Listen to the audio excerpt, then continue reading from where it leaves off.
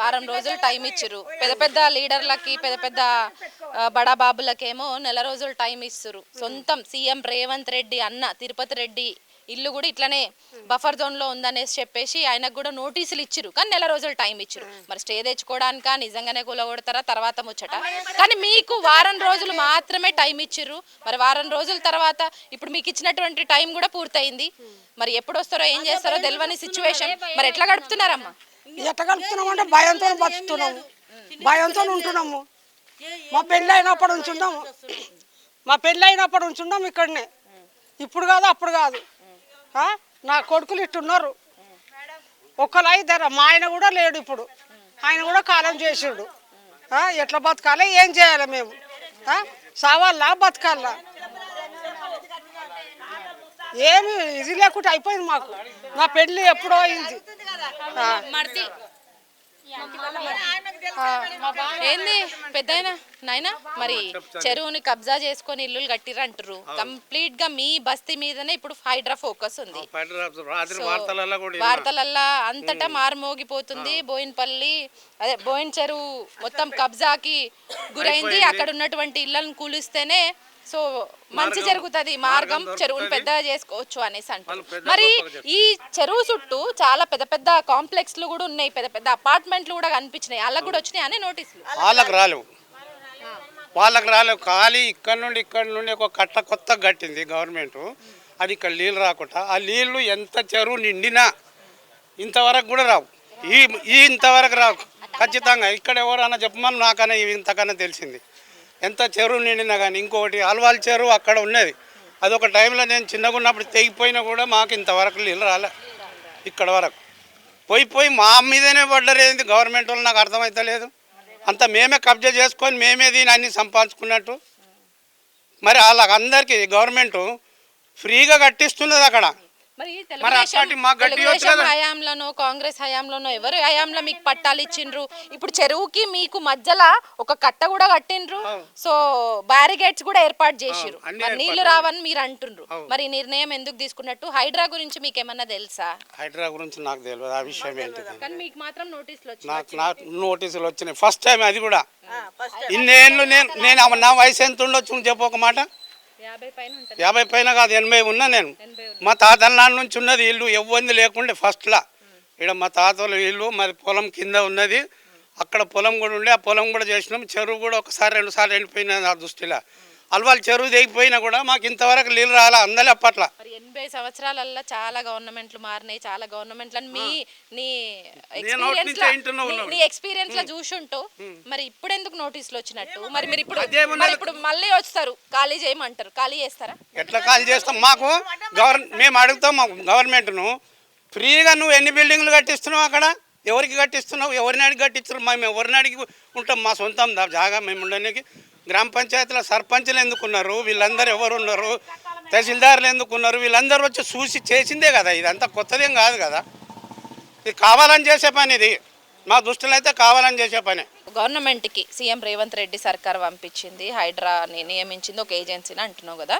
So మరి గవర్నమెంట్కి ఏం చెప్పాలనుకుంటున్నావు? మీ బస్తీలో అందరి తరఫున జర పెద్ద అయినవే, నువ్వేం చెప్పాలనుకుంటున్నావు? మా బస్తీలో మాకు సంబంధించిన ఇల్లు ఏం తప్పు చేసినాం? మమ్మల్ని కట్టనీయకపోయిన ఉంటారు. మేము వద్దనమా? గవర్నమెంట్ మమ్మల్ని ఆఫ్ చేసి కట్టనీయకపోయింది. సర్పంచ్ని ఎందుకు పెట్టినరు? సర్పంచ్ గవర్నమెంట్ వాడా ప్రైవేట్ వాడా? మరి ఆయన పీరియడ్లోనే మేము ఇదంతా డెవలప్ అయింది. మేము ఉన్నది 4 ఇండ్లు 5 ఇండ్లు అప్పట్లో, నేను పుట్టి చిన్నగా ఉన్నప్పుడు, ఈయనంత ఉన్నప్పుడు. మరి ఇంత పెద్ద డెవలప్ అయింది. మరి ఏం చేస్తుంది గవర్నమెంట్? మరి ఇంటి గవర్నమెంట్లు పోయినాయి వచ్చినాయి, ఏ గవర్నమెంట్ వాడు పట్టించుకోలే, ఒక్కరు రాలే. మరి ఈ గవర్నమెంట్కి ఎందుకు అంత శ్రద్ధ? చెరువులను కాపాడుకుంటారు. ఎక్కడ కాపాడుకొని ఏం చేస్తున్నారు? వాళ్ళు కాపాడుకొని పంట పండిస్తుంటారు. మన లీవ్ ఆడ పొలాలు ఉన్నాయి, అక్కడ కింద పండియడానికి. చెరువు పెద్ద చేయడానికే ఈ అక్రమ కట్టడాలన్నింటినీ కూల్చివేస్తున్నాం అంటున్నారు. దేనికి చేస్తున్నావు? పొలం గుడ్డి వ్యవసాయం మండి ఎన్నికనే కదా నువ్వు పెద్దగా చెరువు చేస్తున్నావు. వ్యవసాయం లేదు. ఈ తూటి గుడిసెల దగ్గరకు వచ్చి మా పానాలు తిని ఏం లాభం నీకు? ఇది కావాలని చేస్తున్నావా, అవునందుకు చేస్తున్నావా? నీకు ధర్మంత కానీ నాయన. మరి మేము ఏం బతకాలి? మేము ఎట్లా బతకాలి? చిన్న పిల్ల చిన్న పెద్ద ఎట్లా బతకాలి? మొగడు లేని వాళ్ళము, అత్త మామ లేని వాళ్ళము, ఇన్నేళ్ల సంది వాడిన వాళ్ళము ఎక్కడ పోవాలి? మరి మేము మేము ఏమన్నా కానీ నా పిల్లలకు మేము ఈసం పోస్తాం, చిన్న పిల్లలకి ఈసం పోస్తాం. మేము పెద్దలమంతా బండి కింద వంటాము.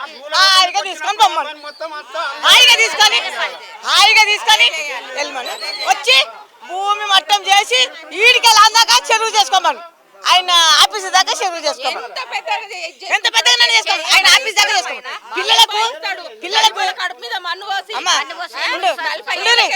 పిల్లలకి ఇసం పోస్తాము. ఇంట్లో వండ పెడతాము. మేము ఈ బండికి అడ్డమాట. నా పిల్లలు ఎవరంటే పిల్లలు ఇళ్ళలో పోయి చూస్తారు. ఇల్లు గుల్ల కొట్టడానికి కొత్త అన్ని పీనుగులు ఉంటాయి.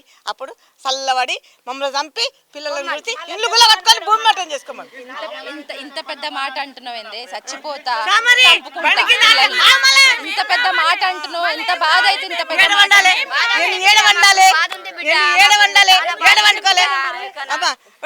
ఏడ వండుకోవాలి. నేను చిన్న పిల్లలను తీసుకొని నేను ఏడ వండుకోవాలి. నా మొగడు లేడు, 5 ఆడపిల్లలు, నువ్వు ఒక 2 పెళ్లిళ్ళు చేసి అడ్డమో దొడ్డమో. నేను ఇంకా 3 ఏడ వండ పెట్టుకోవాలి. నాకు మొగడు లేడు, కొడుకులు లేరు, ఏడ వండ పెట్టుకోవాలి. మరి చంపి నేను కూడా ఆయన బండికి అడ్డం పట్టా. అంతే కదమ్మా. అంటే మీది అక్రమ కట్టడాలే అంటుండు. కట్టడాలు అన్నప్పుడు మేము ఇవన్నీ ఎప్పుడు కట్టినట్టుగా మీ దృష్టిలో కనబడుతున్నాయి మీరు చూసినందుకు. మరి ఇప్పుడు అన్ని రోజుల నుంచి ఆపండి, ఇప్పుడు ఎందుకు వచ్చింది ఆ క్వశ్చన్? 40 ఏళ్ళకి వెళ్ళి ఉన్నాము. కేసీఆర్ ఉన్నప్పుడు మాకు దక్క తలగలేదు. ఈయన వచ్చిండు 6 నెలలు కాలేదు. ఈ మోసమా మంచిదమ్మా? నాకు కూడా మన్మరాన్లు ఉన్నారు. వాళ్ళకి అందరికి ఏం చేయాలి? నాకు 3 కొడుకులు ఉన్నారు. కడుతున్నాము, మేము టెక్సులు కడుతున్నాం, కరెంట్ బిల్లు కడుతున్నాం. కాంగ్రెస్ సర్కారు ప్రజాపాలన, ఇంద్రమ్మ పాలన, ఇంద్రమ్మ రాజ్యం తీసుకొని వస్తా అన్నాడు. మరి అంటే మీ పేద ప్రజల వరకు ఏమొస్తుంది ఆయనకు? గరీబ్ వాళ్ళకి కొడితే ఏమొస్తుంది ఆయనకు? మాకు సంపుకోదింటాడా?